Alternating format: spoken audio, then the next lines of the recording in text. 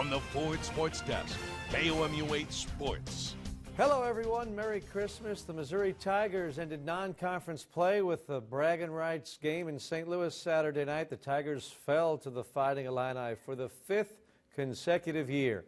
KOMU 8's Joey Schneider looks back at a second-half rally that came up just short for Missouri.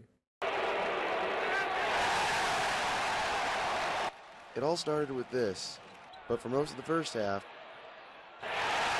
it was a lot of this. I thought they set the tone early in the first half, and it showed. We dug ourselves a hole. That was a tough one to get out of.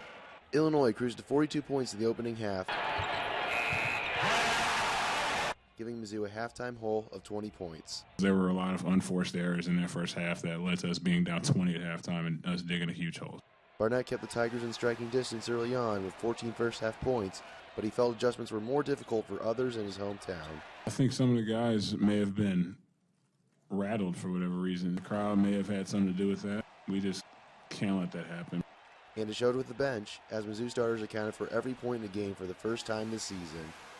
Our guys off the bench got a lot of good looks. Starters got a lot of good looks. We kind of did a good job picking our spots, and just looks weren't going down. Robertson and Blake Harris helped that cause, combining for 30 second-half points.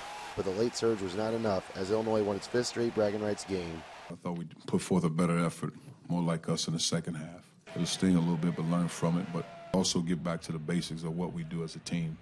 11 days without game action for Mizzou, but a chance to look onward to SEC opponents. We're 10-3, and we still have a ways to go. Conference play is coming up, and we have to be ready. Joey Schneider, KOMU 8 Sports, St. Louis. Joey, thanks. The Tigers are off until January 3rd when they begin SEC play at South Carolina. Their next home game, January 6th, when they host the Florida Gators. The